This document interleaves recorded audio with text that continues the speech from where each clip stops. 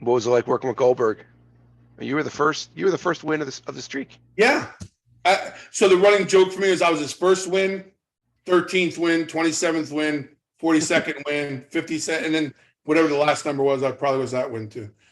I I love Bill. I speak to Bill when we can now, whenever we see each other. It was easy. I didn't think anything of it because I think if I would have known what was going to happen, I probably would have been uptight about it. And I think Bill would have been uptight about it.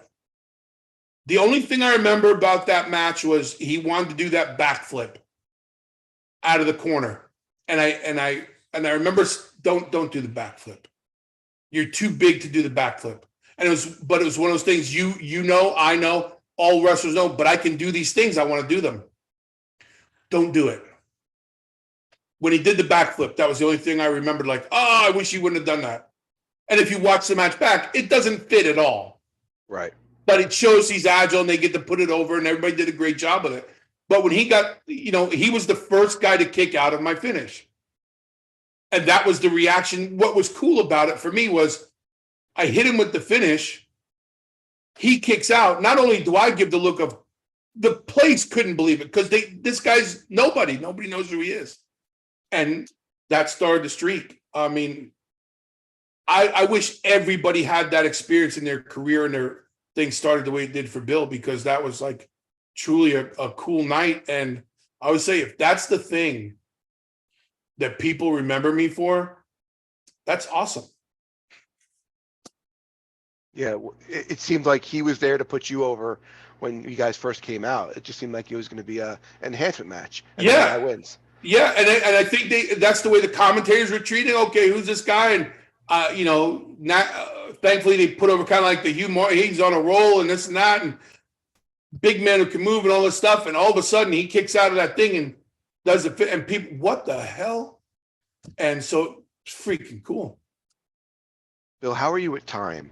We've been chatting for a while. I'm good. If you're good, I'm good. I'm enjoying the hell out of this conversation. Okay, awesome. I mean, again, I can listen to you. You can talk to me about the weather, and I'd be like, was it raining? Yeah, you're the best. So what was it like towards the end of WCW? You hear stories, you hear rumblings, you don't know. What did you actually know, and what actually happened with you? We knew. I mean, we were basically told by the lawyers they don't want us. AOL was going to buy it. Coca-Cola was going to buy it. This company was going to buy it. So there was always rumblings about the company being sold. The bigger part for me was, and I got trainings, that's not my business. I'm not an office guy. What was happening for me was more opportunities, the misfits, and then build them up, becoming the Hugh Morris that I wanted to become, getting those title runs and opportunities to literally now, instead of working against Hogan years before, standing side to side with the biggest names in the business, baby faces, all this stuff. So business-wise for me, it couldn't have been any better. But you knew something was going to happen. So there was a lot of people on edge. But there was, no matter what stories you hear, the fact was half of those boys were under guaranteed money and they could care less if the company got sold or not. It was everybody else trying to figure out, where do I go from here? Do I have a future somewhere else? That kind of stuff. So I wasn't uptight about it until the day we got to Panama City. And, you saw all the WWE production this way. And if you were part of WCW at the time, everybody was always trying to stir the pot. So you didn't know what signs were real. And it was more WCW BS. But this one was for real, because then you saw the WWE production truck. And then you saw it and people going, oh, and then catering was very subdued. And everything was and all of a sudden they called for the meeting, which became like a natural thing after a while.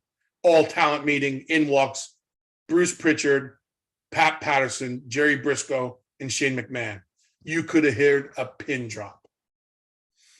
And they said, okay, boys, it's true.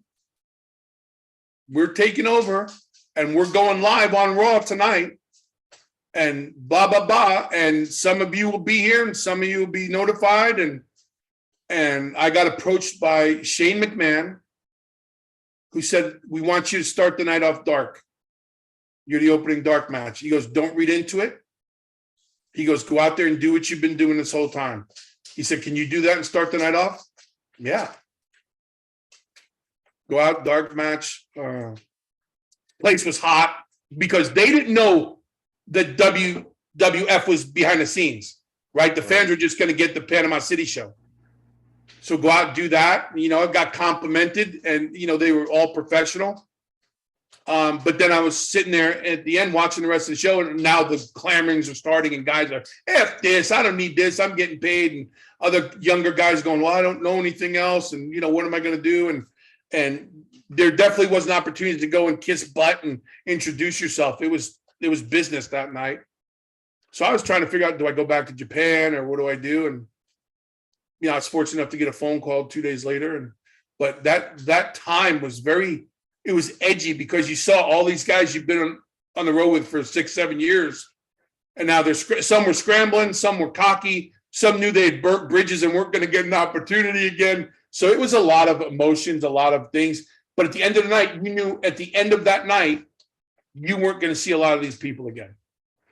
And production people were sad, and everybody was in bars drinking, and you know, some were emotional and some were like this, you know, but that was a different introduction into this business. That's a part I'd never been a part of before. And then you realize, like, I'm glad I wasn't in that mix of office. Like back then, I don't know if it's like that way now. It seems that way if what you read and see, but back then there was a lot of guys who wanted to be in that office atmosphere and be part of the office and tight with the booker. And I just was never that guy. I was always told if I played the game better, I would have done better. I feel like I did okay. And that wasn't my deal. I wasn't there to become a politician and all that other stuff. And probably is my downfall in 30 years of doing it, but it was a weird time. It definitely was a weird time. Did you have any experience with the WWF or WWE before that night? Did you ever work for them before?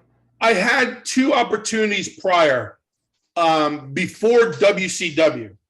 Okay. Jerry Jarrett had contacted me, and I went and had 3 days of tryouts. Out of the 3 days, I was pushed back 2 of them, and I actually only did 1. And that was a learning experience back then when everything was on a board and there was 60 matches being taped and all that stuff. And the second time, I brought our boy Chris Ford with me. Really? And we went to, he could tell you better than I could what town we went to, but I think it was Bethlehem or something like that. And because I knew this tryout and I had more experience now, a little bit more knowledge, I wanted to bring someone I could trust and someone I know who would be there for me. So I brought Chris. Well, Chris and I go out and tear this thing up. And I mean, we tore it. We had a lot of people, we had a great match. We had a great match. They were hanging from the rafters. Tell them. Ricky, tell them. Yeah. The Road Warrior popped the whole thing. They're still talking about it. Two guys that maybe a handful of people might recognize from the independent scene, right. But we're right before Luger and Tatanka. Hit my finish. I couldn't have hit it any better. The match went great. Hit my finish. Chris was great. We came back. We're hugging. I'm thanking him enough. There's Arnold Skolin. There's Pat Patterson. Everybody thanking him. Get my payday. There's Luger bitching. Well, what are we supposed to do now? And I'm thinking, what the? And that's the other part of the education, right? Yeah. But I was out to get a job. Right.